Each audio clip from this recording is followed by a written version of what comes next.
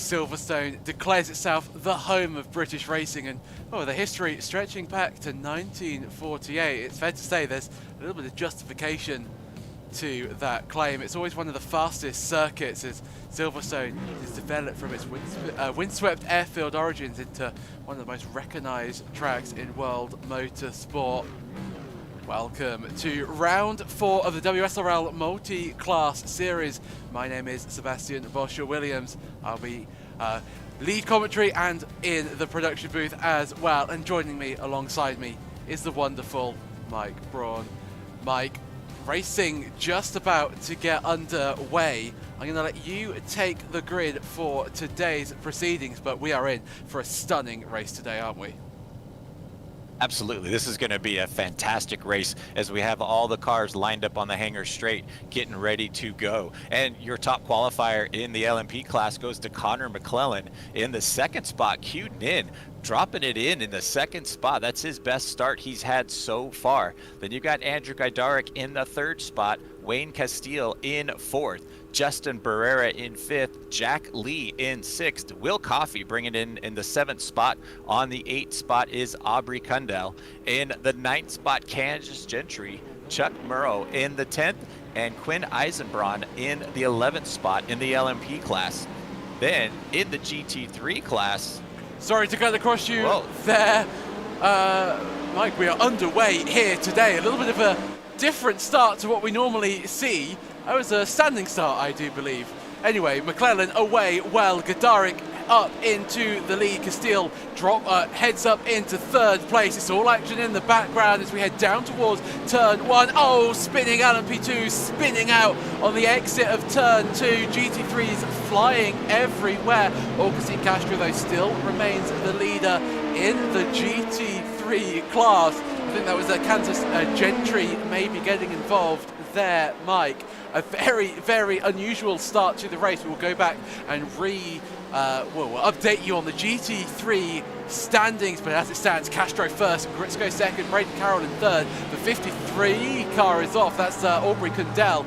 Many, many drivers, Mike, falling off the track. A crazy opening to this race. Well, that was rather unexpected completely, but everybody was, able to take off and get going. And they're coming down the hangar straight right now. Agustin Castro is still out in front.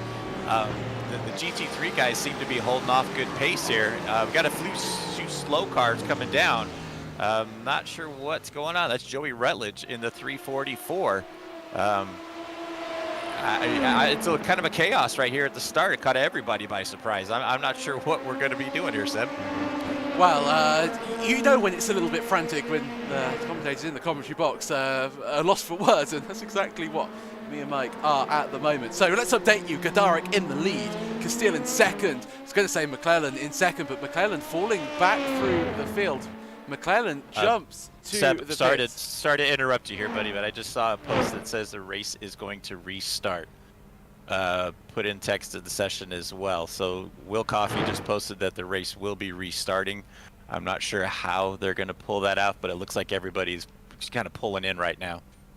So we're under a little bit of intermission at the moment here, Mike. Very reminiscent of some Formula One races recently. A red flag in iRacing. Who would have thought that they would have brought that feature forward? So I tell you what, I think what's going to happen, Mike, and to the viewers at home, is we're going to have to reload in to a new session. There's no feature to restart a race session. So I think we're going to have a little bit of an intermission, but it gives us a chance to talk about Silverstone, to talk about, one of my personal favourite tracks in motorsport, let alone iRacing.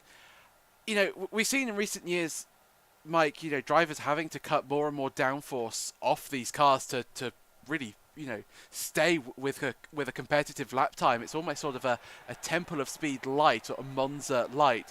Do you think when this race, finally does get underway, that we're going to see, a real slipstream heavy race around here?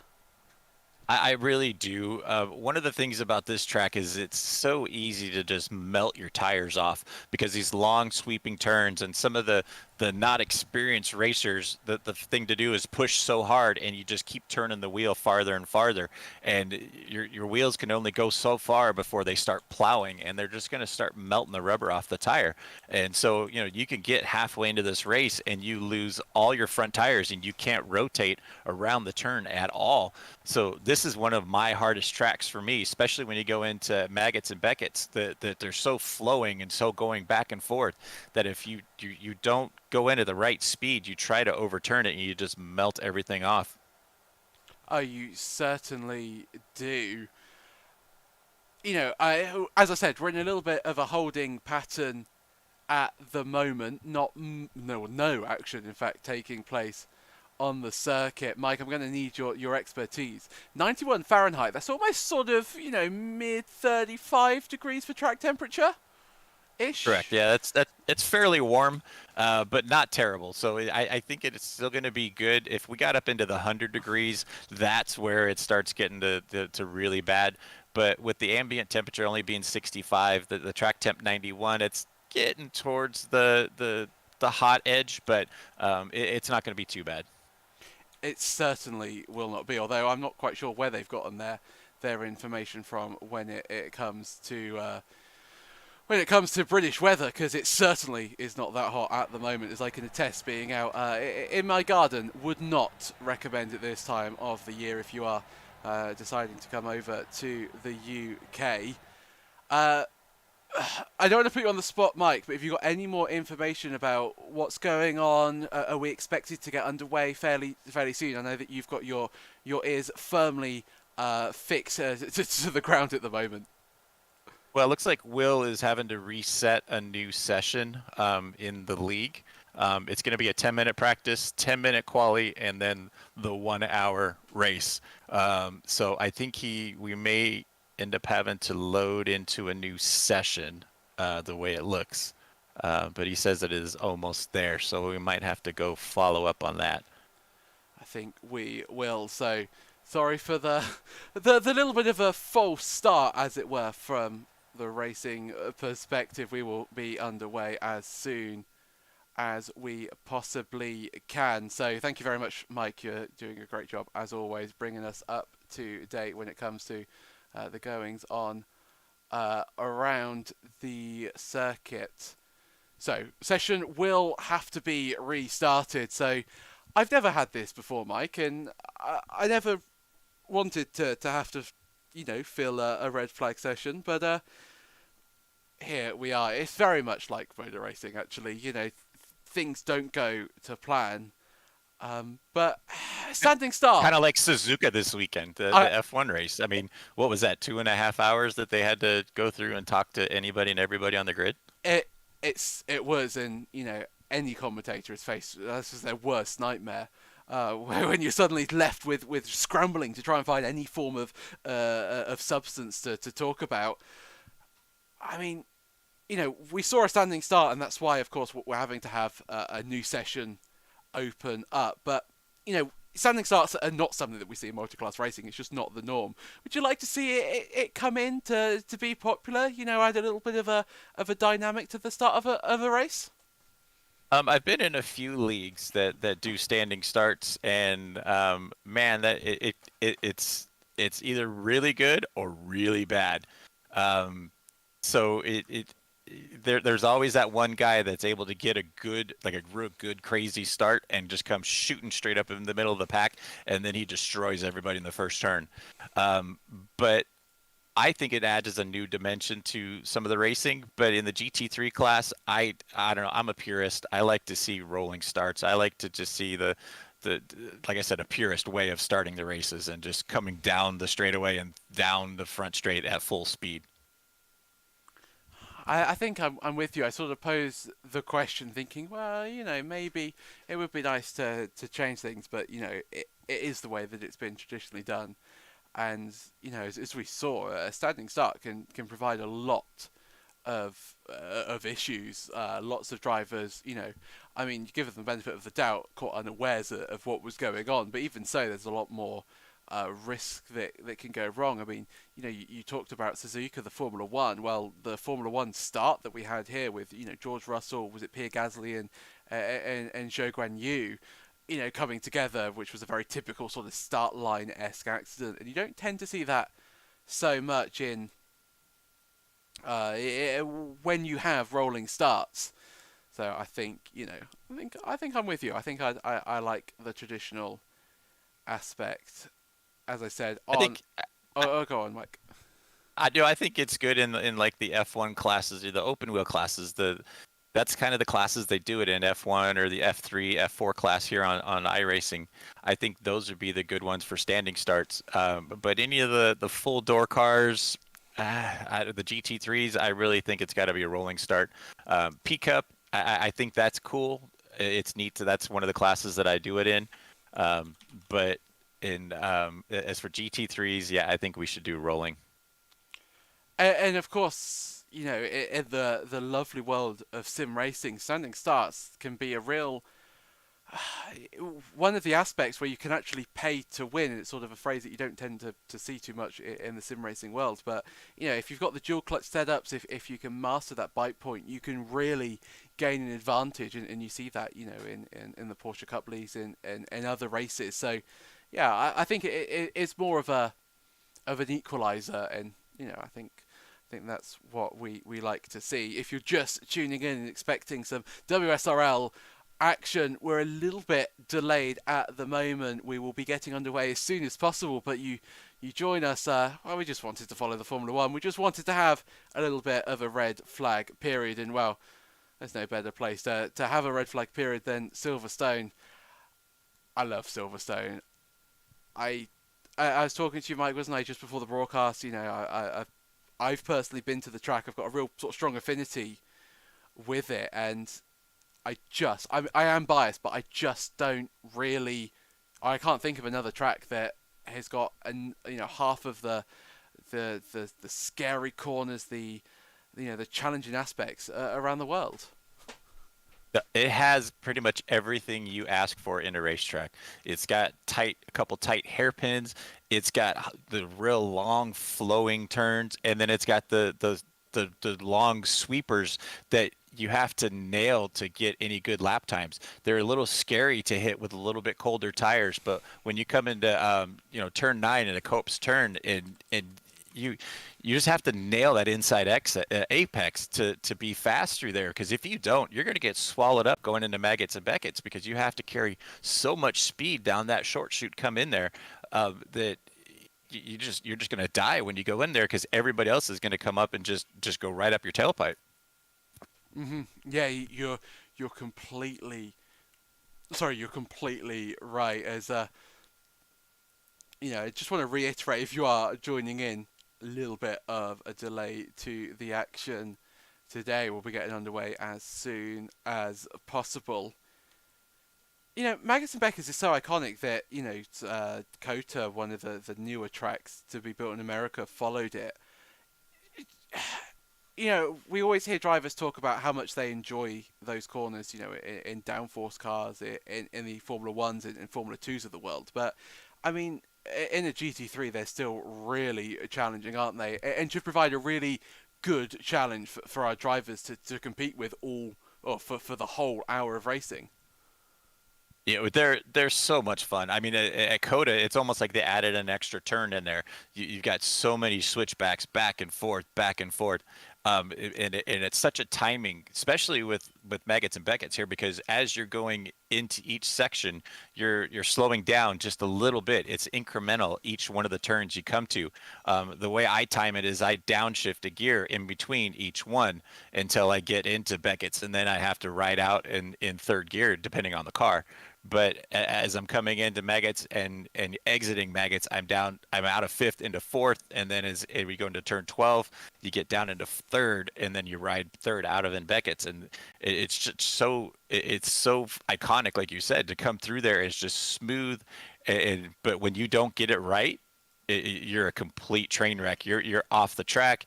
I mean, and one of the features on Silverstone is the sausage curbs, because the sausage curbs on here are like massive sausage curbs, and there's some of them that you cannot hit at all, like coming out of the club turn down there at the end on like 16, 17. You really can't hit those curbs because it's almost like the curbs at Fuji where if you get too high on them, you blow the whole bottom end off the car.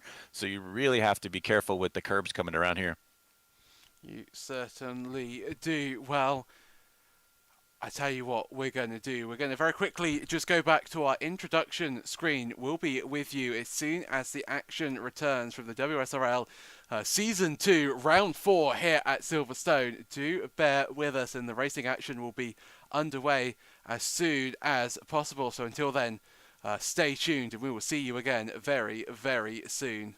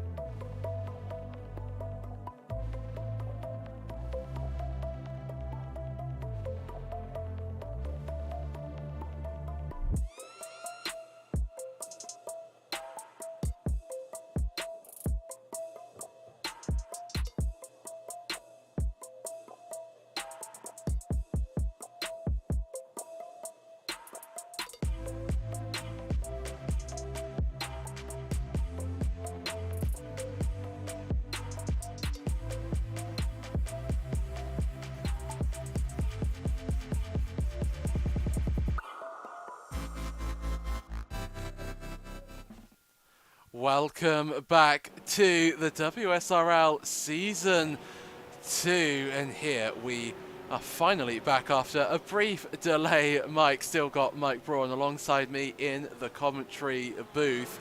Practice, once again, Mike, is underway. We will be getting racing in just a little under 3 or so minutes. But you know, it's a little bit of a departure from the normal normal procedure in WSRL. We had almost a false start, and it very much feels like a red flag period where the drivers have had chance to cool down. They've sort of gotten out of the rhythm, and now they have to jump back into it because, you know, in 2.5 minutes time we're going to go racing. There's no qualifying to build yourself up. It's straight in to the main event today. Yeah, it's going to throw some people off, but I think it's actually going to be a good move for the league itself, because there was so much confusion with people saying, you know, what's going on? What are we doing? Some guys didn't start. They pulled off. So to make it fair to everybody, the league, I think, did the right thing. They actually terminated that session. They found the grid. They reorganized the grid from qualifying from the last session, and we're going to go back to the same grid that we had in the first session. Yeah, it's going to throw some people off, but that's why they gave this extra 10 minutes of practice for the guys to get reloaded back in, get a couple laps in, and get prepared to go into racing. So I kudos to Will Coffey and the WSRL team for stepping in and making that call, and I think it was the right call for this. I certainly concur with that, and another thing, it was really quickly made. I mean, it was before the end of lap 1 that the call was made that the race should be stopped, and the process will start about getting the race rerun. And you know, if it didn't happen and the race starts to drag on, then there's more of an argument about, well, maybe it benefits other people. So completely agree with what's gone on here today, and finally, looking forward to finally getting some on-track action. Mike, we have a look at Quinn Eisenbraun at the moment, just coming up to some lapped traffic, a GT3, a Ferrari. That's going to be a real talking point, I think, today. LMP2's catching up to lapped traffic in the Maggots and Beckett on the exit can really scupper your race in LMP2. I think we're going to see a lot of frustrated prototype drivers today. I think it's going to be better than Road Atlanta, because Road Atlanta was so small for this number of racers. But so many of these turns are single lane. It's going to be a challenge to see what these LMP guys can do. Some of these guys might get a little antsy, try to do a high line, like you said, Megats and Beckets. We'll have to see. I mean, it's a 90-degree track temp. Anything could happen with these guys. So this league does not disappoint for racing action. So looks like we are getting ready to rock and roll. We are, and once again, Mike, I will let you take the grid if I could just try and work out. I think, unfortunately, the grid is not forming, because we can't bring you our lovely fancy graphics. It's all going a little bit wrong at the moment in the commentary booth, but I think, Mike, you can at least give us a gist of the grid so far. Yep, so in the LMP class, we got Connor McClellan out on the pole. Q Nin was able to get in that second spot. What a great starting spot for him. It was good to be able to get reset and have him hang on to that second spot. Then you have Andrew Gajdarek in the third spot, Wayne Castile in fourth, Justin Barrera in fifth, Jay Lee in the sixth spot, Will Coffey in seventh, Aubrey Kundell in the eighth spot, Kansas Gentry in ninth, and then Chuck Murrow in the 10th spot, and Quinn Eisenbraun in the 11th spot in the LMP class. Then your pole sitter for the pro class in the GT3s is Agustin Castro. Christian Gritzko is in the second spot. And now it's all sorted up on me, so I got nothing anymore. I'm sorry. Yeah, I don't know what the heck happened with the sorting. It's going to be one of those races today. It certainly has been already. So Castro is on the pole, Gritzko second, Hall third, fourth Carroll, fifth Stage. They're all jostling for position. We don't have a clear indicator of where our drivers are, just because of the way the session's set up. We don't tend to do it this way in the lead. But if we round the final corner, it will be McClellan on the pole. The 92 once again leading the way, and he gets going very early on, takes the green flag and will lead heading down into turn 1. Everybody following through in the background. They all make their way through Abbey Corner for the first time successfully. Augustine Castro, he'll take the field to green. Oh, a Mercedes going wide in the final corner before the race has even officially gotten started. Who was that? Is that Bjorn Stain falling down the order? I think it is. He picked up a little bit of damage, or maybe in fact Mike has slowed down. Oh, he's been tagged by a Porsche. He spins round somehow, manages to get that car under control, but he's spearing across towards the inside line of turn 3 farm corner, gets away with it, and that is a very, very lucky break for Bjorn Stage. He will be last on the field, but at least Mike is not picking up the pieces, quite frankly, of Mercedes GT3. Yeah, hopefully he didn't take on too much damage, but that was a tough break for him, starting so high up the field and going all the way scratch to the field. As you see the leader of the LMP class coming through Meggetts and Beckett's for the first time and coming around into the hangar straight now, McClellan in that beautiful number 92 car already opened it up to a 2-second advantage. Looks like we're coming back. Oh, look at Castile having a problem in the 33 car, getting spun out. And what turn is that, Seb? I couldn't quite tell. That's Luffield corner, so Castile. We're going to stick with this replay because he's got a little bit of damage picked up. I'm not quite sure where, but Castile is back into the pit. So Wayne Castile really not having a good start to the race. Somebody that is, though, is both of our race leaders. In fact, McClellan and Castro both leading by almost a second or more in their respective classes. It's Hall under pressure from Briscoe as they round Stowe corner. The second lap of racing here at the slightly delayed round 4 WSRL Season 2 Multi-Class Championship. Brandon Johnson has also come into the pit. So 2 drivers falling foul of the track limits, but the leaders, Mike, really getting away strong at this phase of the race. Very important. We were discussing in the break, you know, how crucial slipstream can be around this circuit, and just to prove that to Giacomo in a fight with Clover, Michael behind Giacomo, Bowerman, Lilac Zer, Chorochetsky all really close for position. This is peak Silverstone racing, and it's really sort of a high likelihood that we're going to see a little bit of bump drafting, a little bit of wheel-to-wheel action, and maybe a little bit more than that. Yeah, I mean, we see Lilacs here in the GT40 right there in front of Andrew. I really don't know how Lilac's bringing this GT40 around this track right now. Andrew's going on the inside, coming down into Brooklands. Can't quite get you. Andrew goes on the inside. Lilac does the smart thing and backs down. That's such a late apexing turn. You really have to go in so late. You can't be on that inside line, because if you go too far on the inside, you're not set up for left field. That long, sweeping right-hander, it's just not going to work. But that was a great move from Andrew to take over that 23rd spot. Clover and Billy Bowerman side by side heading into Copse Corner. Clover concedes the place to Billy Bowerman. Bowerman up now into 21st place overall in the GT3 class.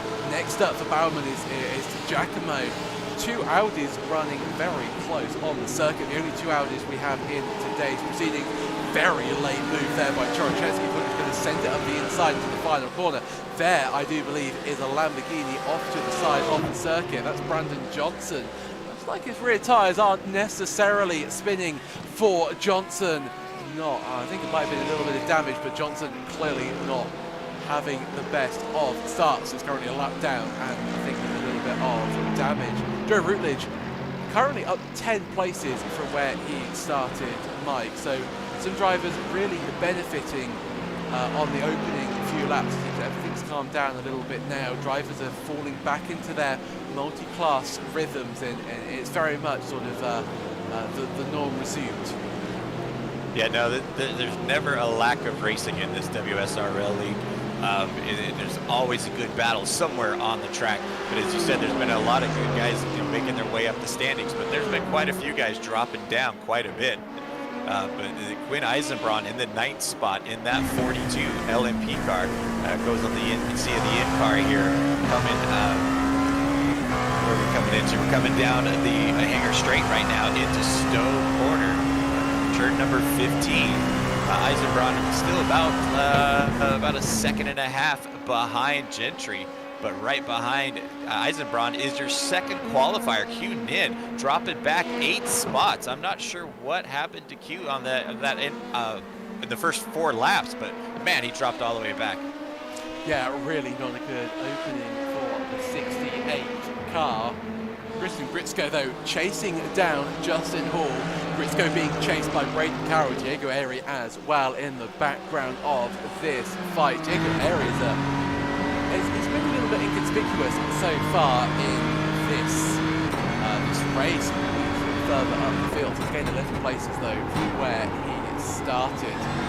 How is it that? It's saying on my software that Justin Hall is up 26 places, so I'm not sure how much we can trust our graphics. Diego Airy very much onto the brakes into the final chicane, the veiled chicane, and getting it all neatly tucked up before the inside apex. Shoot down the back straight to insert Lewis Hamilton straight into Abbey Corner. He used to turn left, now turn right, almost flat out in his GT3 machineries. Hug that inside curve of turn 2. It doesn't look like much of a corner, especially when you watch sort of downforce car, Formula 1 cars, LMP2s for that matter, but as I'm sure you're well aware, Mike, that turn 2 is a corner. You have to lift, you have to be wary of it. It's not as simple as just taking it flat, and it can really challenge you, especially when you're on old, worn, hot tyres. No, absolutely, and it really, you have to tie it back to turn 1. Is if you miss turn 1, you're going to miss turn 2. You really have to hit the apex in 1 to be able to be quick through turn 2. And if you hit turn 2 right, you can just barely lift the throttle to hold that inside line to be set up for turn 3 and get into that loop right there. But it is so pivotal to get through turn 1 to get into turn 2 correctly. Rodriguez making a move on Daniel Guro. Up now into 15th place in class. Next up is Kevin Madida. What can Rodriguez do? We say he's got one of the best beers in sim racing. That being given extra pace down the circuit Fox corner. One of my favourite corners in motor racing. So challenging, so tricky. Not to run wide, not to get a 1x on the exit. Gets away very, very nicely indeed. Hillier and Hoffman, this is for 26th place, side by side into Cox. Hoffman getting past Michael Hillier.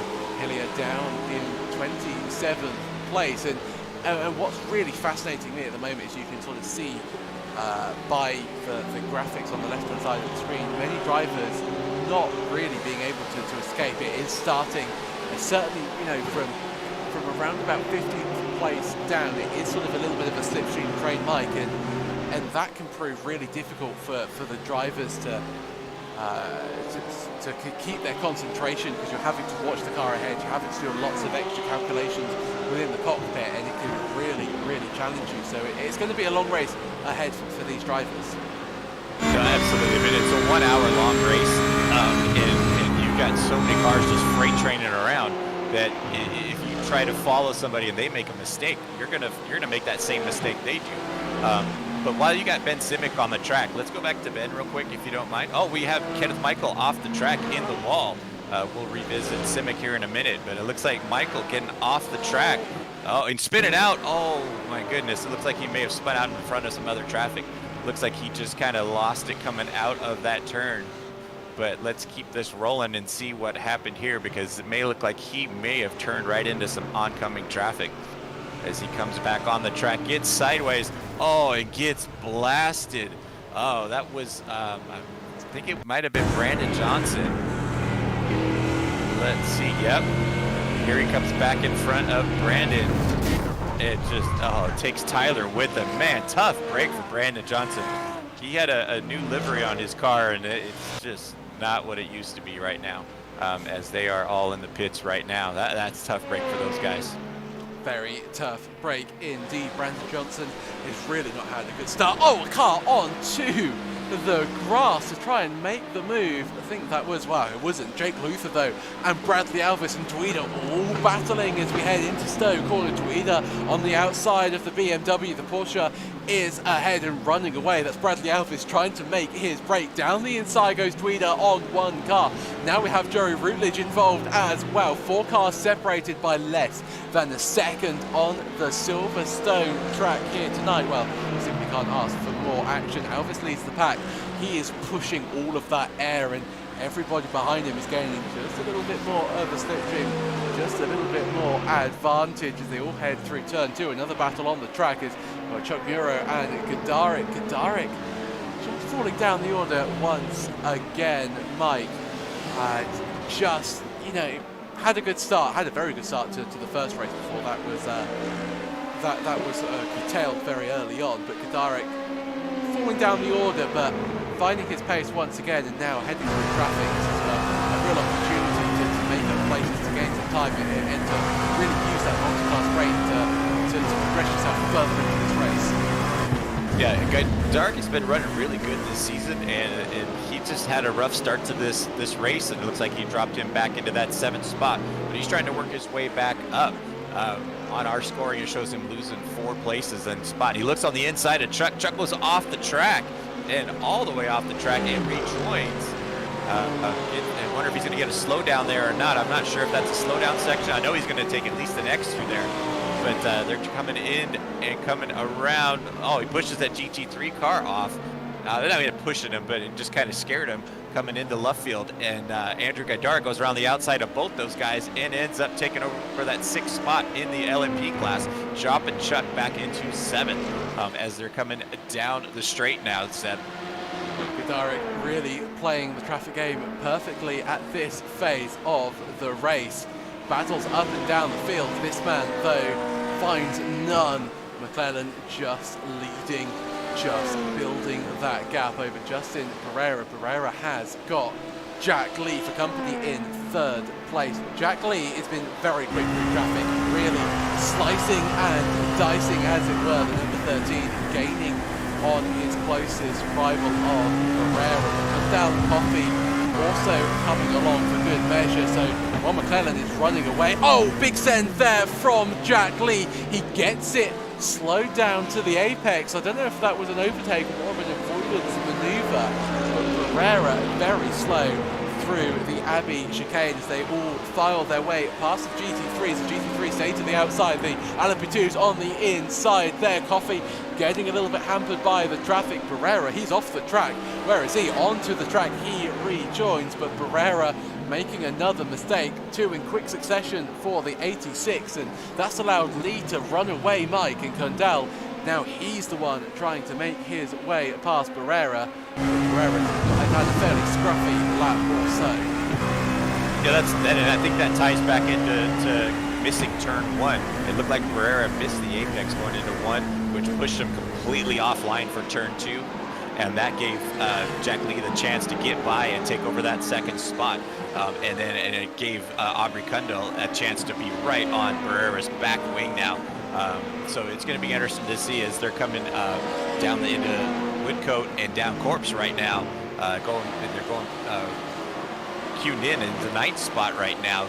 Still trying to make moves on Candace Gentry in the 8th and 9th spot. Still, I mean, there's just battles everywhere right now, Seb. I don't know where to keep up. Nor do I. So, oh, smoke in the background there. That's Aubrey Kundal. That's sideways damage to the front nose cone of the 53.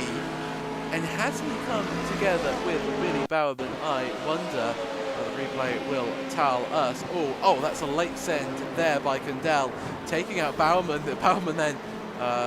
Some would call it karma, some would just call it sheer coincidence, but Baumann spears across the track, takes out the rejoining Kundal. Unlucky incident there. They all get away with it. Aubrey Kundal heads into the pits with that damage.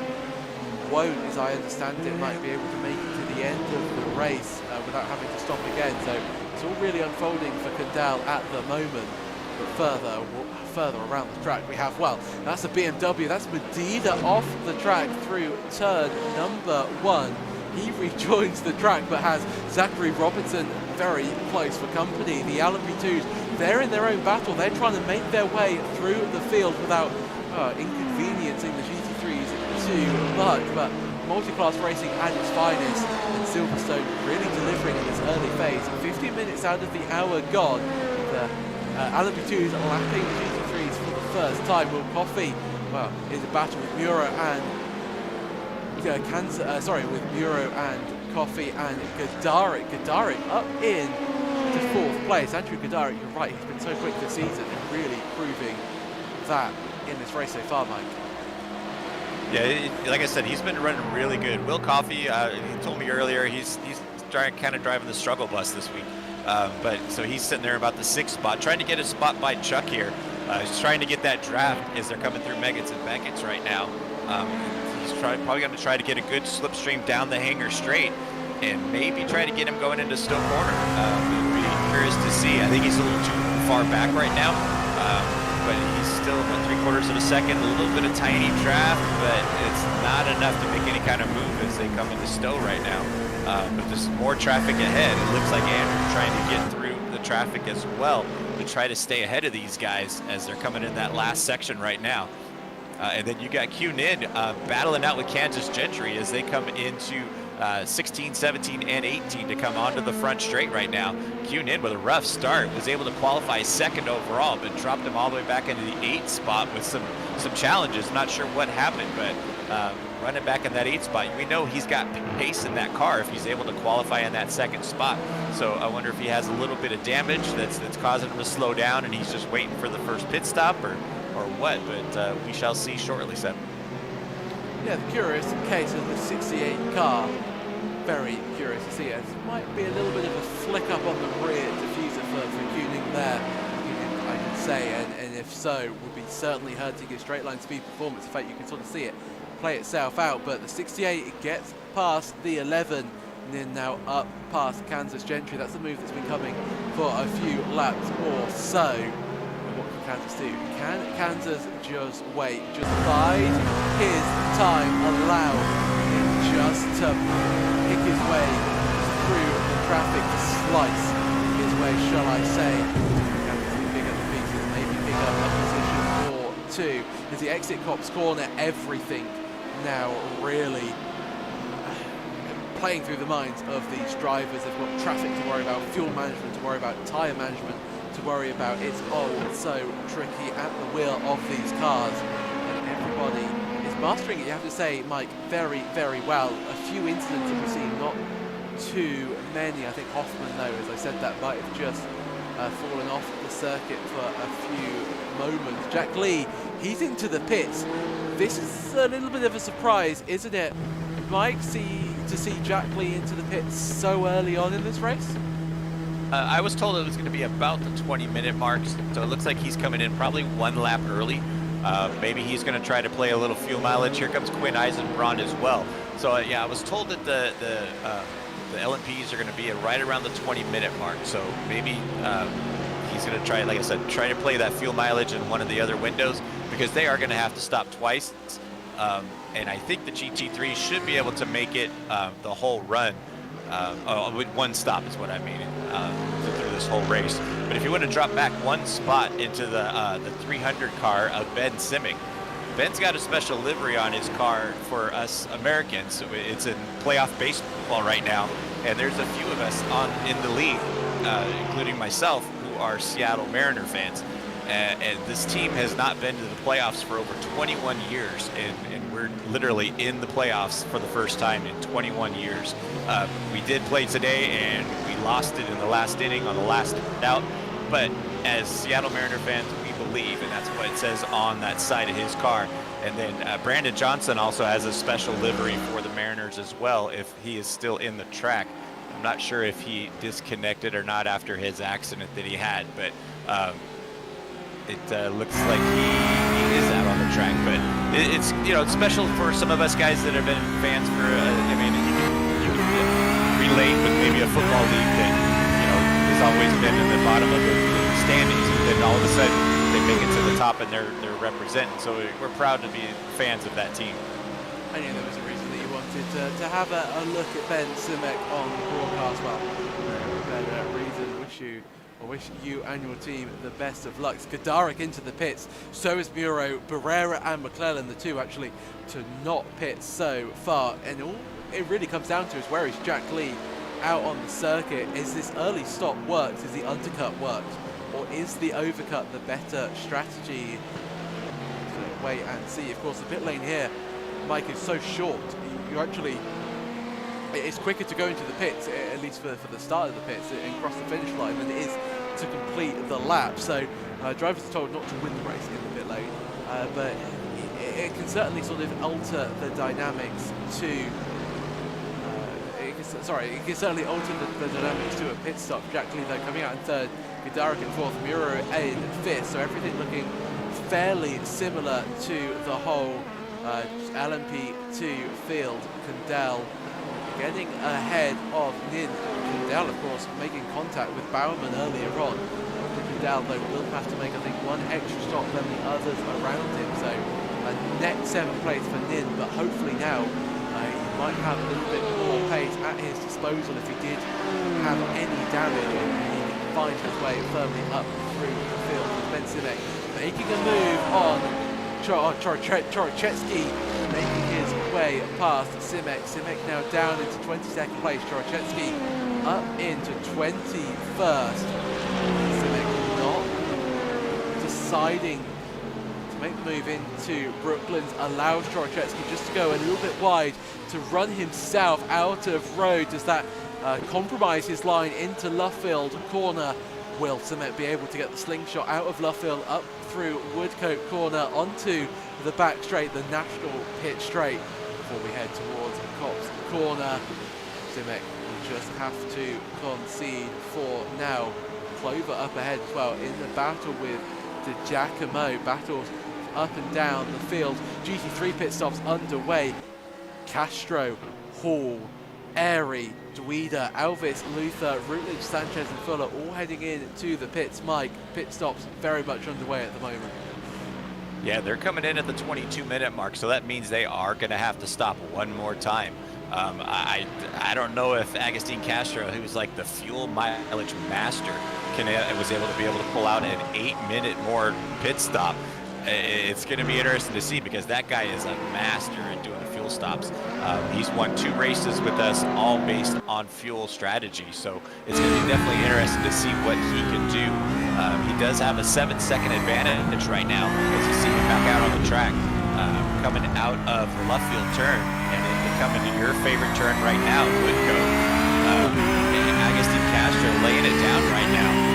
But like I said, he's already opened up to a 7-second advantage, and we're only 22 minutes into the race. So he's got the opportunity to be able to try to fuel save and see what happens. But we still have a whole 40, almost 37 minutes still to go. It's still a long race to go. Very long race indeed. Castro, that gap slightly extended by pit stops happening with Braun Carroll.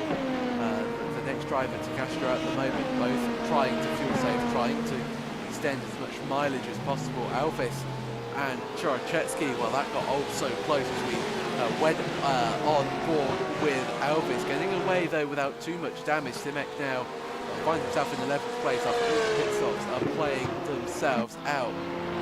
See, Chris Sanchez, another driver that we haven't seen too much on the circuit today, and also not too much on the track at the moment. A little bit of a connection issue there. Augustine Castro and Braden Carroll though do head into the pit lane, so the master of the fuel saving cannot really get too many more laps than the rest of the field, one at most. So looking like fuel is a really tricky thing to manage around Silverstone, which is a little bit of a surprise to me if I'm honest, but that's just going to mean we have a more interesting race when it comes to the dying stages. Yeah, it's the 24-minute mark, so he's got to get 6 more minutes if he wants to try to make it on that just this one stop. So probably the next 5-10 minutes or so, if we could watch him and go down the straightaways and see if he's clutching that car to see if he's going to go fuel save mode We could tell at that point, because he's going to have to start as soon as he gets back out. But we've got a great battle coming onto the front straight right now for Joey Rutledge in the 13th spot. Jake Luther right ahead of him in that black BMW as they come down the front straightaway.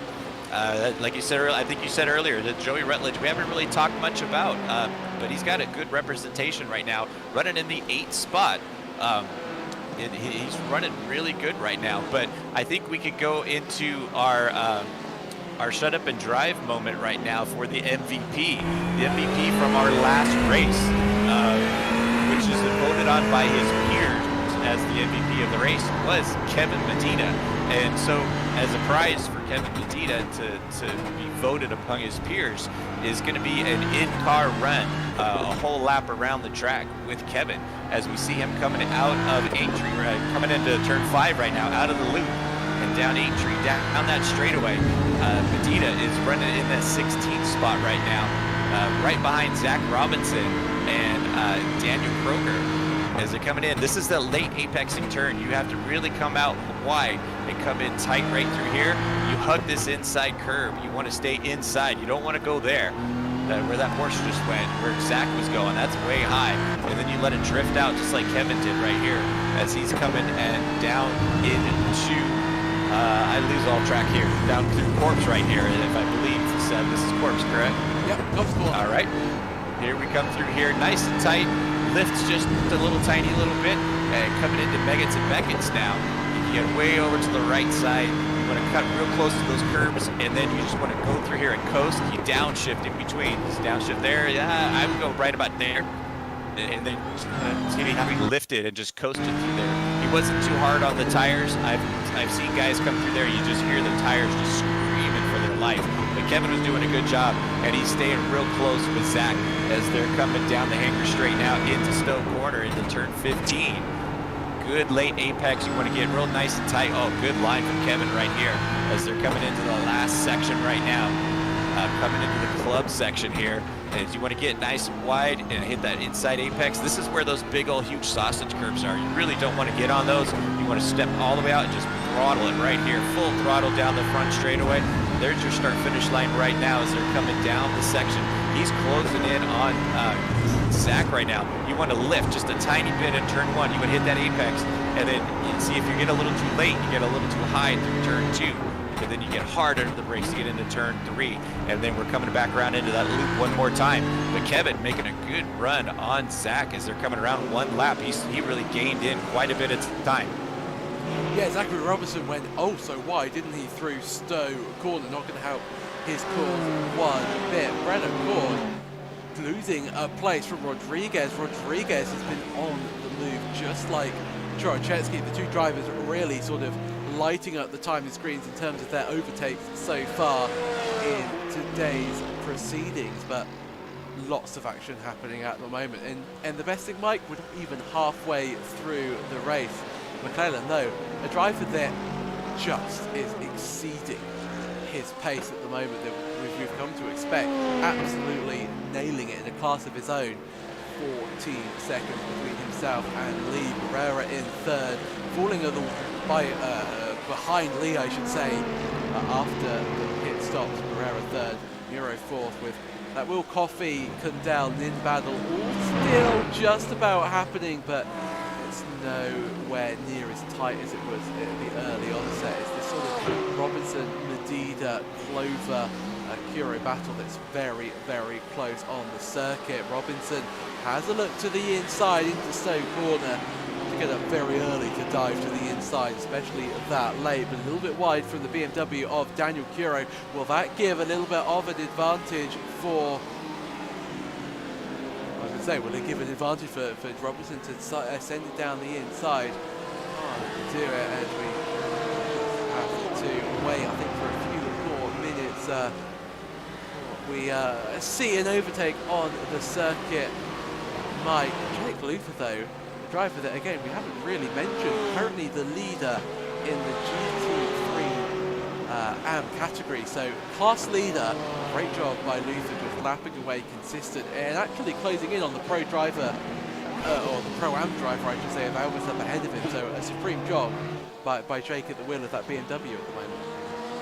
Yeah, Jake Luther doing a great job in the AM class right now, out in front. He's running a special livery for October for breast cancer awareness. You see the pink coloring and the pink ribbon on his car.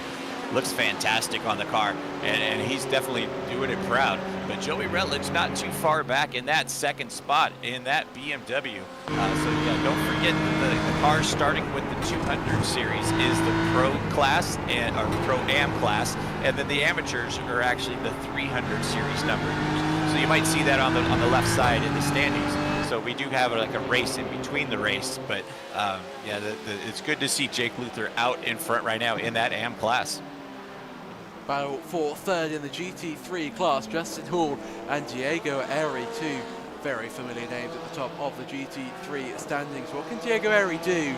It's BMW versus BMW, so no power advantage really to be found when it comes to their engine. Downforce levels though can maybe vary a little bit, especially when you take into consideration the slipstream that Eri do to make his way past Hall and up into the podium spots. I wonder, well, it's just typical as we head on board. The gap starts to expand a little bit. Hall, I think, maybe had a little bit of an off lap on that last time. 1 minute 58.6 compared to Diego Eri's at 58.5. We see the battle very much developing. Battle's closing in at the moment, in fact.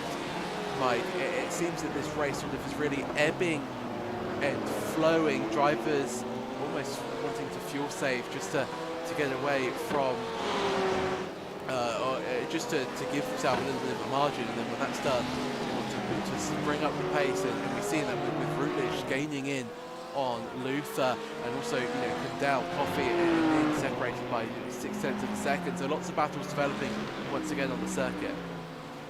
Yeah, and if you look at the top of the GT3 board, Agustin Castro, he's only got a 2-second advantage. So remember when he came out of the pits, he had a 7-second advantage.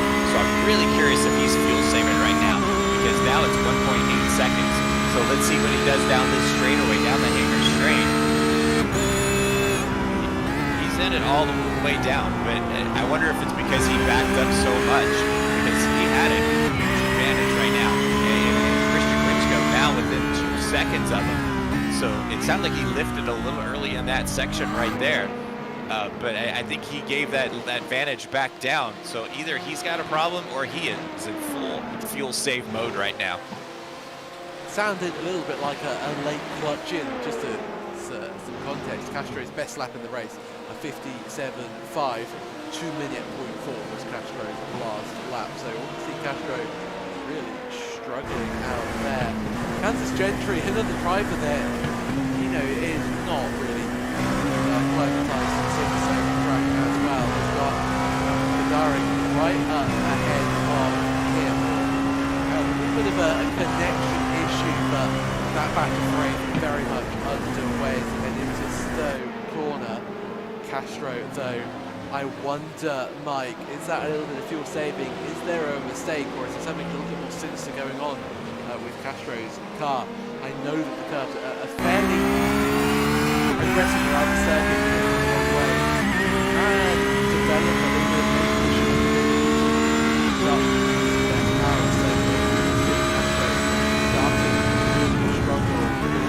with that. It's either that or maybe he overheated his tires some. His last lap, Agustin was at 2 flat. And then you have Diego and Justin both still in the 158, so they're still lapping fast. So your top 3 in the GT3 class are less than 2 seconds. But you got Q-Nin still trying to work his way back up. But it looked like he did not take his fast repair on his first stop. You can still see that damage on that back winglet underneath the wing on the right side there. So I'm kind of curious why he didn't take that fast repair. Maybe he just forgot about it. I'm not sure, but it is really definitely hampering him because he was second fast on the grid, and his best lap was a 146.2, and he's lapping around at a 149 right now. So that's tough right now. I wonder if he just forgot to check that box. And sometimes you don't think about it, but until too late. So maybe he'll get it fixed in the second one, as he makes a great move around the outside around Aubrey Kundal coming into Megan's turn right there. Now he's getting tied up with some lap markers. We were talking about that earlier. As you come into Mega to Mega. It's such a single line run, even in the multi-class. But here comes Aubrey trying to make a run back down. I mean, this is a great battle all the way around this track. Superb battle and a superb move there by the end of the 68 car, proving how it's done around this circuit. Cadell heads into the pits. Cadell, of course, are a little bit off kilter when it comes to the pit strategy after that contact, I think, with Billy Bauman. Oh, but there goes Augustine Castro. Castro spinning around into Brooklands corner, and your race lead has swapped in the GT3 class, and we see Augustine Castro fall all the way down to 4th place. Mike, talk us through it. It looks like he comes in there, lifts off to come into that turn. It's such a late apex, and you saw that he was on the inside way too early. You have to go way high to get around there, and he just was turning into the Brooklyn section way too early, and now he's dropped them all the way back into the 4th spot, and that's 3 fast cars ahead of you. Christian Gritsko, Justin Hall, and Diego Ari now in front of you, and that's going to be a battle now. There goes all his fuel mileage game out the window now, unless if he's smart, he can just sit here and draft with these guys. That actually might play even to a better hand now, because he can sit behind Diego, draft with him, clutch, and maybe he can make that whole pit without that last pit stop, where these other guys, they're not the fuel mileage guys like he is. I wonder if they're just not going to try to play that game anymore. That's a really interesting point there, Mike. Looking forward to seeing how that develops, with Ida, Kuro and Clover all very close for company out on the circuit through Maggots and Beckett's on board with Kevin Medina once again down the back straight and get the best of runs, and that might allow Clover just to have a little bit of a look down the inside into Stone Corner. That Audi, though, carrying some damage to the rear end, will not be helping his straight line speed whatsoever. So Mike, another driver out on the circuit, picking up a little bit of damage. Braun into the pits, another one of our early stoppers in the first round of pit stops. 37 minutes of racing completed here at Silverstone out of the 1 hour allotted, and battles very much developing up and down the field. Castro already past Diego Ari, though. Diego Ari, I'm a little bit surprised if I'm honest, Mike, because I thought that Diego Ari would put up a staunch defence over Castro, but Ari runs wide on the exit of the loop corner. That's where Castro got the move. That's where Castro got up back up into the podium places, and 3/10 behind Hall. It seems a matter of time before Castro is up into 2nd place and chasing down Christian Gritzo to retake that lead that he lost a few laps ago. Yeah, let's see if he's clutching. No, not at all. He is full push mode right now. Agustin Castro looking on the outside of Justin Hall. Looks like it may have made a small little bit of contact. Here they come into the last section right now. Agustin Castro up into the 2nd spot now. Great move around the outside of Justin Hall. I mean, there goes the complete fuel mileage game out the window, unless he saved enough in that beginning stint to be able to do this. We shall see, because these guys will probably come in, I'm guessing, around the 50 to 53 minute mark. That way it gives them about 10 to 8 minutes to run that final stint. I don't like coming in at the very end, with a 1 lap to go. I like to get back into a flow and keep going. But so I'm guessing the guys will be back in about 50 to 53 minutes or so to get that last splash of fuel. But we'll have to see if Agustin's going to come in for that or not. Jack Lee, another one of the LMP2 drivers to head into the pit lane. So pit stop starting to happen in LMP2. Soon start to happen in the GT3 field. Well, if we said that, there's the best beard in sim racing, surely we have the best cat with a wig in sim racing? 231, Daniel Curo there in the The dashing green BMW with a great SDK profile picture. Fuller up ahead, battling with Koshko. Steven Koshko, another driver we haven't really mentioned too much in today's proceedings. Another Sapphire Simsport driver, the Ferrari of Fuller. Oh, so wide on the exit of Luffield corner. It's all getting tight, a little bit too close for comfort if you are any of the drivers on the back straight at the moment. The LMP2 manages to make their way through without too much of an issue. It's now Koshko, Fuller and Sanchez all battling it out for 9th place overall. Fuller trying to break into the top 10, Koshko trying to keep within the top 10, and Sanchez really with it all to lose in 9th place as they exit Magnussen and Beckett's. Whatever camera angle you look at it like, it's a supreme section of tarmac. I adore this circuit. I always have a smile on my face whenever I get to commentate or to go to this track. Muro, Coffee, Nin and Gentry all into the pits as well. So, Mike, it certainly seems that pit stop time is very much underway. Yeah, the LMP guys are definitely in for their second stop right now. And like I said, I think the GT3 guys might be about another 10 minutes away. But it is a great battle right now for that 10th, 11th, 9th, 10th, and 11th spot right now. As they have another LMP car coming up. Lee's going to come by flashing his lights and let him know he's making a move. Chris Sanchez in that 9th spot. Just remember, though, there are 2 different divisions running here. Steven Koshko was your winner in the amateur class last week at Watkins Glen. So he's kind of in his own class, but you're still racing for the overall standings and the overall grid. I don't say grid, but the standings overall in this class. But your points are still racing back to your Pro-Am or your Am class. But Koshko was your winner from last week, and it looks like he is running. Where is he at right now? 3rd place in GT3 Am. There he is. Sanchez yep, 3rd spot. Go ahead. Sorry, Mike, to cut across you. Sanchez was so wide through Brooklyn's corner. Thought we were going to see a little bit of an incident on with the rejoin, but Sanchez navigates that very well. Certainly follows the mirror signal maneuver procedure that you have to follow when you go off the track into Brooklyn's corner. It's just how tight it can be. Luther pressurizing Elvis once again, and Routledge coming along as well for good measure. So the battle for the GT3 Am is certainly not over. Battles up and down the field, not over, but that Castro-Gritsko battle is down to 2.8 seconds or so. So Castro gaining on Gritsko. Battles, as I said, up and down the order just ebbing and flowing, and we're going to be in for such a spectacular final few laps, aren't we, Mike?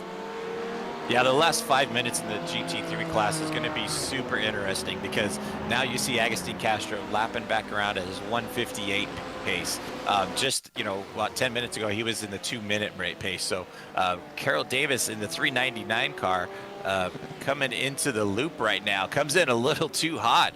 Just forgot how hard you have to brake. You do have to brake really hard to get in there, and Carroll looks like just towed back to pits. Not sure what all was wrong. There might have been something else wrong with the car, but Carroll Davis towing back into the pits. Luther extending his gap over Routledge, another driver unfortunately I think retiring from the race in Carroll Davis. Medida, Hoffman both into the pits in the GT3 class, and McClellan, your overall race leader, into the pits in LMP2. McClellan is almost making GT3 fuel mileage. I mean, I guess that's what happens when you're out in front and you don't have to worry about cars behind you. You can do your own thing, fuel save at your own pace. But McClellan really just the man to be in today's race. Kuro, Robinson and Carroll. This battle still very much unfolding. To Giacomo in the background, that Audi moving large, starting to gain. Going to be a four-way battle very soon, 14th place. And it sort of shake themselves out, and if any strategy is yet to unfold, they could be battling quite easily, I believe, Mike, for the top 10. So very, very important moves on the line at the moment. Yeah, no, it's been a great battle. These guys have been pacing around so close for, the last 10 laps or so, and Daniel, the coolest profile picture we've seen since the Feet Man, running in the 15th spot right now. But as you look back at the back bumper of Zach Robinson right now, I mean, you see how close that Daniel is right now. And if you get a good look, you can see the helmet on Zach. He's got like a mask on him. Oh, he's flashing the light saying, hey man, I'm coming. But I forget what was that Saw movie on the mask on Daniel's car coming into that turn 2. Daniel going on the inside, trying to get on the inside line. Zach going a little high in that Porsche. It looks like Daniel going in the pits. Just cars going everywhere coming to that section. That was a little chaos there, Seb. I think a little bit of chaos doesn't quite live up to what we saw on the screen. Alves, though, goes through. Sanchez, I think, has had a little bit of an issue in the... this is Justin Hall. I saw it was further down the order. Justin Hall has been tagged. Is that by Diego Airy there, Mike? Major drama in the GT3 leading class. Justin Hall finds himself in 7th place. Has pitted twice. Castro, Routledge, Koshko yet to pit twice in this race. But, you know, heartbreak for Hall, and Diego Airy looks like from the angle we saw has to take at least some of the blame for that incident. Then it looks like Diego actually did the sporting code move and actually let Justin go back by. Justin's back up into the 6th spot and Diego dropping back to 7. After the replay, it looked like Diego was slowing down to let Justin go back by because it was his mistake going into the loop turn right there. It can be tough if you come in too hot and get those brakes locked up. There's nothing to stop you but the car in front of you. So now you got, Justin Hall loses another spot because Matthew Tweeter now takes over that 5th spot and Hall drops back to 6th. And now Diego Airy is going to make a move. He's going to try to make that move now. But they both might have damage from both that incident. And it looks like Tweeter is able to pull away just a bit. So I'm wondering if both those cars are getting damaged. They come back into that same section again. Coming out of the village and into the loop right now. Diego goes on the inside and takes that spot away from Justin Hall. Paul, I'd be surprised if he doesn't have even just a little bit of damage to that BMW GT3. It was a heavy hit. It's not what you want. We see Castro still lapping away, heading into Brooklyn's corner at the moment. His spin is undoing, as it were, in this race.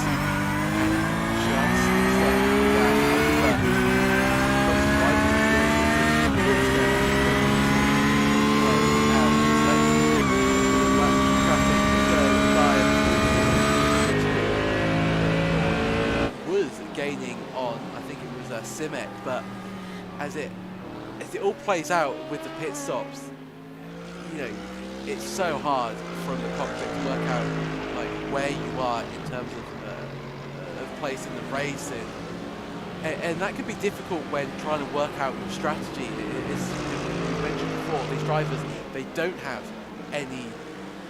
Will Coffey off the circuit on the exit of the Maggots and Beckett's complex. But these drivers, they don't have any engineers by their side. Everything that they're doing, they're working out by themselves on the fly. And if you don't have a bigger picture, it's really difficult to make those calls. And especially in a race that's so complex in terms of strategy as this, it can be really, really difficult. No, absolutely. When you're running, was this 50% fuel that they're running? Agustin Castro coming in for a second stop. So that goes away with that fuel mileage that we were talking about earlier. And just as I said, right around the 50-minute mark. So we're at 48 minutes down and 12 minutes still to go. Agustin back out in front and in the pits right now. So it's going to be curious to see where he comes out with the rest of the field. Looks like we're looking at a replay here, and looks like not sure what we're looking at on this one. Seb, what do we got? Will Coffey finding the rallycross route through Maggots and Beckett's. We saw Will Coffey join the track, and that's what preceded that. A little bit of an excursion onto the grass. Condell on board through Brooklyn to left field corner. Condell has got it all wrong. And off the track they go. Manages just about to keep it out of the barriers. Won't lose a place other than to Will Coffey. Kansas Gentry a little bit too far behind. Condell, though, will have steaming hot tyres. And another mistake from Aubrey Condell, the second we've seen in today's race. And just like Shane Larson from earlier on in the season, the drivers that were also consistent in season 1 are really struggling in the second season of the WSRL Championship. Yeah, it's all new tracks for this league too. So I mean, we're not repeating this is a new track for us. We didn't run this last season, even though it is one of the most popular tracks on iRacing, and as you said, one of your favorite tracks that just brings a smile to you every time that we're here. But it is a new track, but it is also one that, like we talked about earlier, you have to really manage your tires. Most of the other tracks that we've ran, you don't have to manage your tires as well as you do here.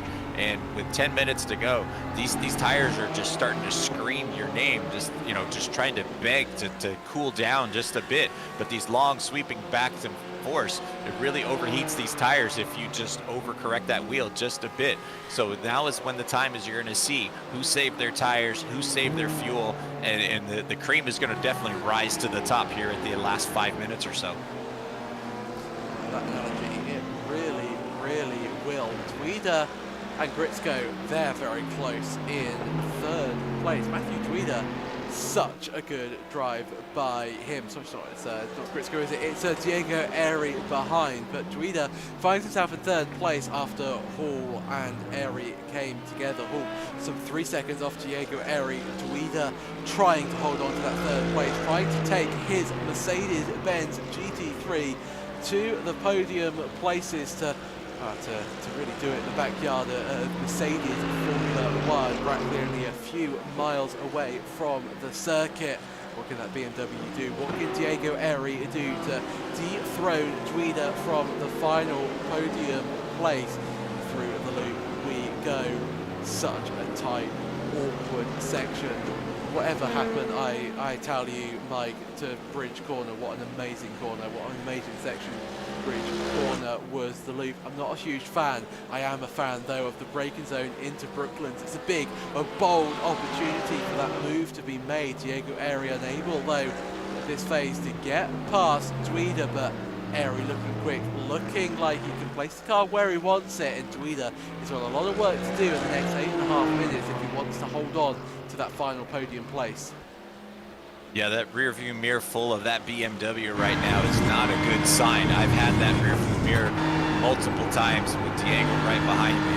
Diego's a very aggressive driver, and he can get on you, and he's just coming up into Beckett's and Beckett's now. Look at that run that he got coming out of Cobb's corner, and he's all over the back bumper right now of Matthew Tweeder. Has to back down just a bit, so he's going to try to get a good run coming out of Beckett's and coming into Chapel and down the hangar straightaway. It's going to try to get a good draft on him, and Tweeder trying to block that center line, just trying to not let him take the high or middle line. Here it comes Diego, all close in, hard onto the brakings to come into Stowe corner right now. Tweeder goes high, and he's got Diego going on the inside as they come into that last section, Seb. Still side by side. Who will break late? Who will be the bravest? Who will be in third place? Airy to the inside. There's an LMP2. That's McClellan. Another one of his sort of heart-pounding moments that we seem to always get whenever he wins a race. Gets past. So does so does Castro. So does Tweeder. Getting all confused. Tweeder though wide through turn 1. Does that give a little bit of an incentive for Diego Airy? Oh, so late under brakes goes Diego Airy. Did he touch the back of the Mercedes of Tweeder? I wonder. If not, that was so close to disaster. Diego Airy gets away just about, falls 0.8 of a second behind Matthew Tweeder. Tweeder looking a little bit safer, a little bit calmer, and a little bit more likely to take that third place when the race is all said and done. But action up and down the field in Mike, so is action further down the field with the 314 Medina and Curo was a little bit closer. I think that battle slowly falling away, but Medina, the safest driver from one round ago, certainly had a fairly quiet race today. Could be looking at picking up another award at the end of today's proceedings, but certainly making the case of just lapping away by yourself, not getting involved in an incident, really benefiting you in the long run. Yeah, no, everybody's getting spread out right now, and it just makes for good racing. It makes it a little easier for the LMPs to get by. You've got Tweeter, and he still has that whole rear view mirror full of Diego Airy. Diego made that mistake coming into turn 3, and just was able to work his way back up within half a lap as they come down the hanger straightaway. Diego looking for a place to get by again, tries to kind of juke Tweeter into going a little high, and Diego all over his back bumper. I mean, this just resuming a duplicate of last time. Diego diving into that last pit stop with 5 minutes to go. It's a little late. I would have probably made that move earlier, but Diego conceding that position and dropping back in the pits now. This will be Diego Airy's third trek into the pits today. Clearly needs a little bit more fuel to get to the end of today's proceedings. Koshko, the driver that's just done so well in the Sapphire Sim Sport Porsche 911. Airy dropping further and further down the field will be passed by Koshko, and he can just arrive in your camera shot. Muro as well heading into the pit, so pit stops happening for the final time here. Who has saved enough fuel? Who has been fairly lead-footed, as it were, with their fuel consumptions? That Medina, Robinson, Chorochetsky battle resuming once again. Chorochetsky also into the back of Medina into the braking zone. Robinson holding up this pack, you have to say, just a little bit. LMP2 in the background, that's Jack Lee for good measure. Action firmly underway. Mike, 4 minutes and 20 seconds to go. It's anybody's guess who will finish anywhere. You have to say, such an enjoyable race. Maybe, apart from, well, the only battle that's not maybe up for progression will be McClellan and Lee. 42 seconds separates first and second LMP2. Yeah, no, this is a great battle. These guys have been duking it out all race long, and it looks like Medina going on the inside, able to take that spot away from Korostecki. Now Korostecki dropping back into that 7th spot, and that was a position for the amateur class, so Medina able to jump ahead of Andrew and gain 1 spot as we're closing in on less than 4 minutes to go. Now we're on board with Brett DiGiacomo in the 20th spot. Brett doing a pretty good job out there. It's real bit quiet. We haven't really talked about Brett all day long, but we know this is one of your favorite last names to say, Seth, but Brett is definitely doing a good job in that 20th spot right now. 21 car, so well. We see that battle once again between Medina, Chorochetsky and Kuro. It's getting very late here in the UK. I do apologise for, well, the commentary and the production at times. You see Medina through Maggots and Beckett, Chorochetsky. See, the words have gone, Mike. It's far too late. Tweeder, though, in 3rd place. What can he do? Where can he improve? It did seem, didn't it, like Diego Airy had a little bit more pace, and if Tweeder has to come into the pits again, Tweeder should get the undercut, but it's all about fuel saving now. It's become a race of a battle on the track to just a lot of survival and a battle of fuel saving at the moment. So this race is certainly not over until the checkered flag. Absolutely, and I mean, Q-Nin working his way back up into the 4th spot. That was a rough start for him down early, and he has worked his way back all the way up to the 4th spot. Looks like he still has that damage in that right rear of that car, but he's got a great battle right now with Will Coffey. Will, you can see the damage on that right side of Nin's car there as they're coming down the front straight right now. Great on board with Will Coffey. We've got 2 minutes to go. Will making a trap pass down the front straightaway, makes a good dive bomb move into turn 1. Holds on the inside. Looks like they touch just a tiny bit coming around. Will does that sporting move, backs off, lets Nin take that spot back because he pushed that corner just a little too hot. Got into Nin and let him back by. So that was a very good move from Will, just to give him that spot back. But they still have 1:30 to go, so there's still plenty of race to go to battle back up for that spot. Pereira as well, battling for 2nd place with Jack Lee in the LMP2 class, while he waits for an LMP2 battling to come along at once, much like buses.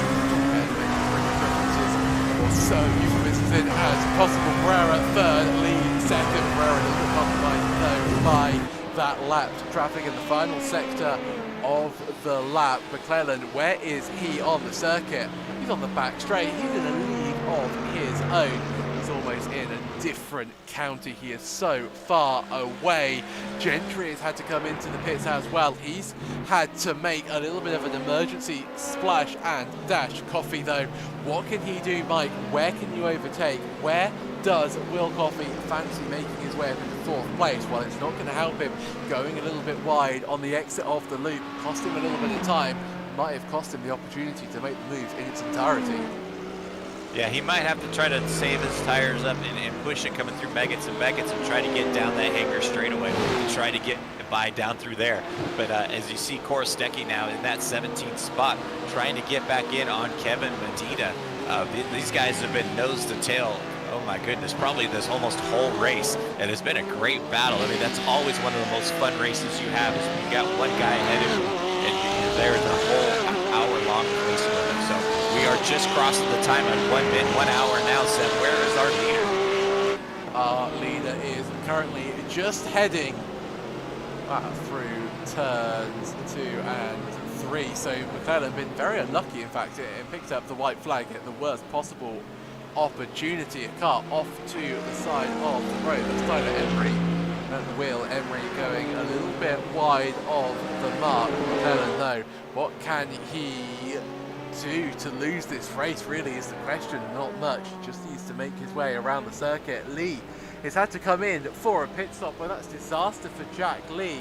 Lee has been running, fairly comfortably in 2nd place. So, in fact, is Kuhn in and Will Coffey and Chuck Bureau as well. So many drivers needing to splash and dash on the last lap. Not expecting, I think, McClellan to go and manage to pick up the white flag in the late fashion that he did. And that's really sort of thrown up the whole of the LMP2 field into a little bit of turmoil, apart from McClellan and Barrera, who have played this to an absolute T, Mike. No, he's done a fantastic drive this entire race.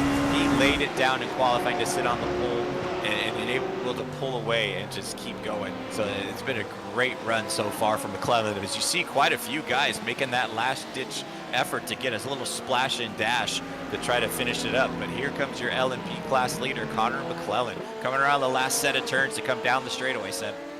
And here he is, Colin McClellan. Who can stop him in the Season 2 of the WSRL Multi-Class Championship? I wonder. He takes his 2nd race in a row. Congratulations, Connor McClellan. Superb job from the 92 LMP2 once again. And all eyes are on Justin Barrera. So far, the distance between McClellan and Barrera, that Barrera still very much at the mid part of the lap, just heading in to Stowe Corner. And Barrera will take what would be for him a fairly unexpected 2nd place. Was battling Lee, made a mistake, couldn't get the move done, but Lee needed to come in for a pit stop, needed to have a little bit more fuel on board to make it to the finish. In Barrera, well, he played it to an absolute T and will take the 2nd place. In 8th place in LMP2, that battle is coming down to the wire between Mura and Candell. Candell had a little bit of a mare of the race at times. He's recovered into 7th place, and Chuck Mura take that away from him. In the slipstream we go. The 67 pulls out to the outside. They're side by side as they will stamp on to the brakes. And the GT3 class, Castro is taken the win. They're still side by side in the LMP2 class on the exit of Stowe. Mura now has that inside line for the final chicane. Mura just has to brake late, has to get that nose ahead, which he's done. Can Candell just about keep a nose in it? Can he try and stay in this race? No, Chuck Mura will take 7th place. Candell will have to settle for 8th place. Great battle in the lower standings of the LMP2 field. Medina coming across the line. Drivers now just finishing out their race. But Mike, what an absolute amazing race it's been here at Silverstone. Yeah, we had a little bit of a crazy start with having to reset the session, but this turned out to be one of the better races, I think. Everybody got spread out nice and easy. It wasn't a lot of, I mean, it was some great battles early on, but it seemed to have some good, clean battles, and we did see some good sporting codes. We saw a couple guys get into a couple cars, and they did the right thing. They backed off, let the car take back the spot, and resume the racing and resume their battle. So that's good sporting on them, and it was good to see that. It certainly was. Mike, here are your official race results, and I will let you do the honours. LMP class taking the win. Connor McClellan. I mean, that was just a demanding, just a crazy force. 49 seconds almost back to Justin Barrera. Justin, who's been doing better and better. It seems like every week, running in that second spot now. Had a good battle with Jack Lee to get by on that last section. Jack Lee ends up in third. That's probably, I think, one of Jack's best finishes so far. And then in the fourth spot, Andrew Gajdarek. Q Nin, a rough spot for Q. He's able to get back into that fifth spot after being way down in the field, but worked his way back up into the fifth. Will Coffey in sixth. Chuck Moreau in seventh. Getting by Aubrey there at the end. Aubrey finishing in eighth. Kansas in ninth. And Quinn in the 10th spot. And then in the GT3 class, your pro division winner goes to Agustin Castro. Christian Gritzko ends up in second. Matthew Dweeter ends up in third. And then in the AM class, Jake Luther taking the win in the AM class. Great drive from Jake. Stephen Koshko ends up in second in the AM class, and Joey Rutledge ends up in third. Seb, I think you can see if you could find your LMP class winner for a little quickie interview. I think we certainly can. Connor McClellan once again will be joining us in the commentary booth. Connor, welcome to the booth. Congratulations on that win. Is it fair to say that was a fairly easy one today? 7 seconds in the end, your winning margin? You must be fairly pleased with that. Yes, I am. I was expecting quite a tough race because I am not very good around this track, and I feel the car is just utter dog shit with the setup. But when I saw the crash behind me in T1, no, sorry, not T1, Luffield, I think it is. I knew I could start relaxing a bit, and I took things easy. I want to say, yeah, sorry. I mean, go ahead.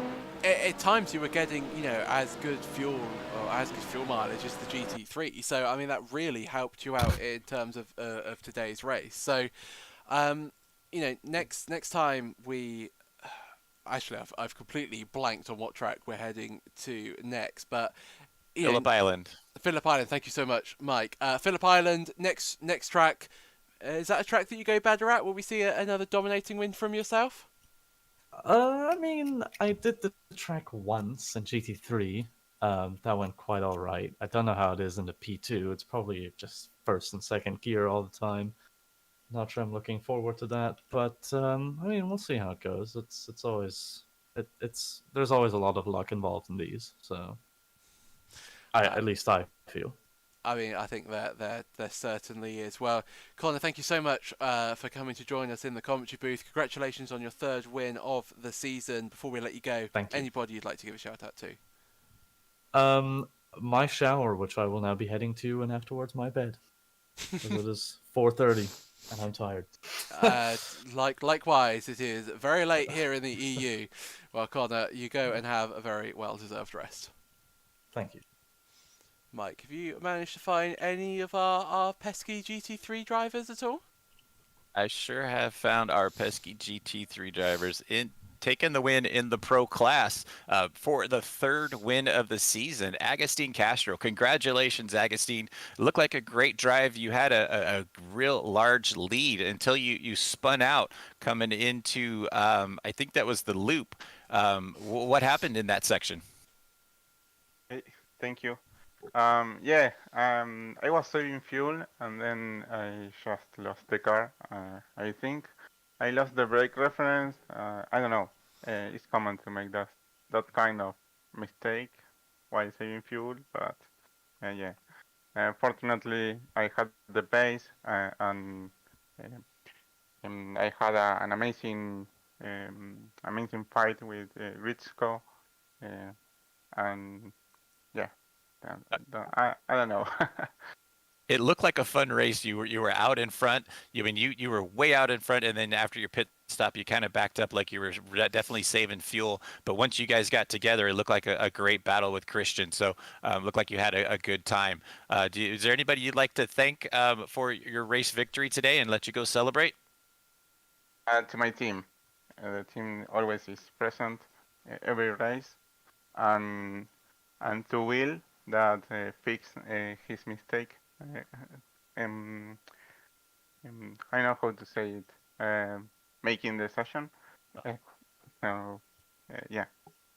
Awesome, Agustin. Congratulations on your third win of the season, and we look forward to see you at Phillip Island next week. Yes, sure. Thank you. Thank Have you. a good night. That was Agustin Castro taking the win in the Pro class. And in the GT3 AM class, your winner today was Jake Luther. Jake, congratulations on your first win of the season. How did your race go for you today? Hey guys, how's it going? It went pretty good. It was pretty, I'd say, relaxed. I just tried to stay out of trouble because I feel like I've been qualifying up there recently, and then just one incident or another usually takes me out. So just trying to play it safe. So ideal for me. Yeah, it seemed like a pretty quiet race. Every time we came back to you, it looked like you had about a 2 second gap back to the second place car, and you just kind of were able to keep it right there. Did you have any close incidents throughout the race, or was it pretty just a clean, nice and steady race for you? Maybe like I was following Bradley for a while and decided not to fight it and just try and work with him to maybe gain some time on the guys behind me because different class, might as well gain on the guys in my own. So I think he was quicker in some of the sectors, but coming into the S's, I think he had a point where I just carried a lot more speed in. So going right towards the back of him every time, I'd have a mini heart attack, and then that when the LMP2s, man, I fear when they go by. Yeah, it can be a little hairy, but it looked like everybody got sprung out or spread out pretty good, and it looked like a good battle for the whole race. Once again, congratulations on your win. And while we got you on the podium here, Jake, is there anybody you'd like to thank or shout out for taking the win? Yeah, for sure. Definitely first my girlfriend because she has to put up with me and doing this all the time. Then definitely just 499, Nick Eby, been a great mentor and kind of just teaching me the error of my ways. And definitely my teammate, Chris Gritzko. They've both been really great in getting me up to speed and helping me with my racecraft. So Awesome. Congratulations, Jake, and go celebrate your win. It is a very well-deserved win, and we look forward to see you next week at Phillip Island. great. All right. Thanks, guys. Thank you. That was our GT3 class, Seb. And before we cut away, I do have just one little snippet that I want to bring to your attention. Connor McClellan has won 3 races. Agustin Castro has won 3 races, all at the same race. So if one of them's winning, the other one's winning as well. So we'll have to watch that next week at Phillip Island. Wow, that's an incredible stat. Just goes to show the dominance, really, of both Castro and McClellan. Well, what an adventurous round that we've had here at Silverstone. Mike, always been a pleasure to share the commentary booth with yourself. We'll be back in 1 week's time as the championship heads down under to Phillip Island. But until then, thank you so much for tuning in, and we will see you again very, very soon.